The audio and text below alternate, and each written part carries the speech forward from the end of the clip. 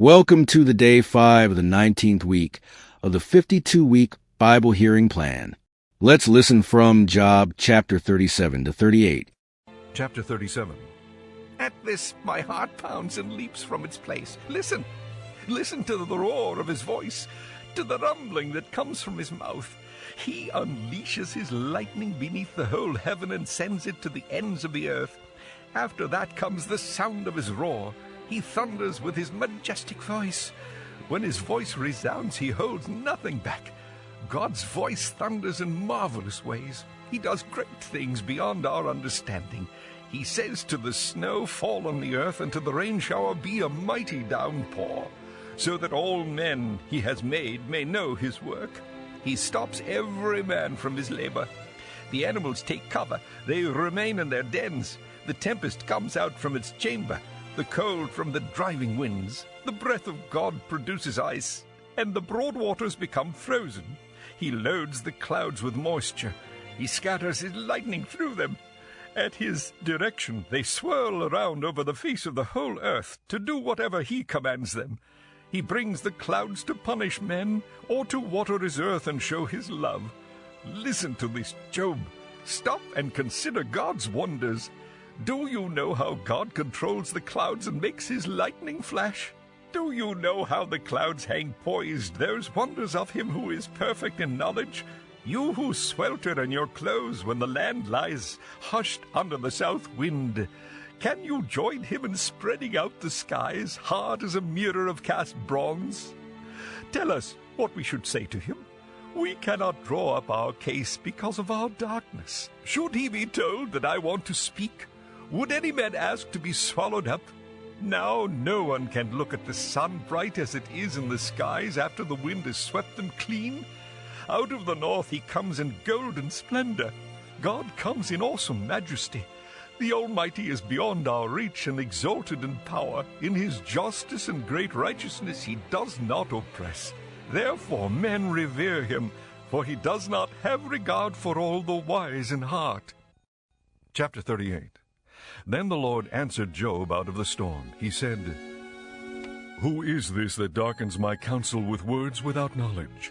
Brace yourself like a man. I will question you, and you shall answer me. Where were you when I laid the earth's foundation? Tell me if you understand. Who marked off its dimensions? Surely you know. Who stretched a measuring line across it? On what were its footings set, or who laid its cornerstone? While the morning stars sang together and all the angels shouted for joy. Who shut up the sea behind doors when it burst forth from the womb? When I made the clouds its garment and wrapped it in thick darkness? When I fixed limits for it and set its doors and bars in place? When I said, 'This far you may come and no farther'?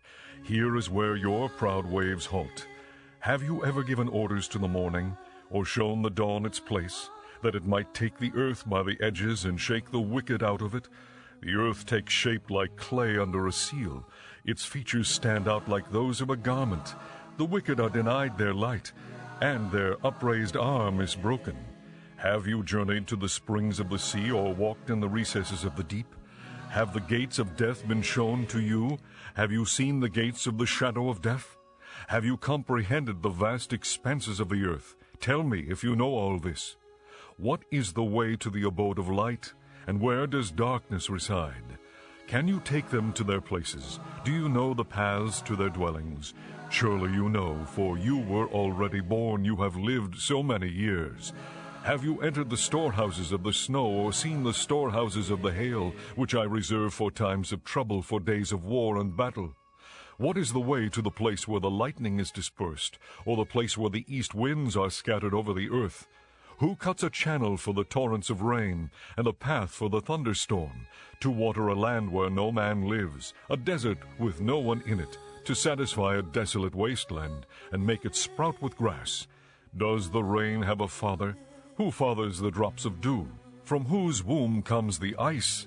Who gives birth to the frost from the heavens, when the waters become hard as stone, when the surface of the deep is frozen? Can you bind the beautiful Pleiades? Can you loose the cords of Orion? Can you bring forth the constellations in their seasons, or lead out the bear with its cubs? Do you know the laws of the heavens?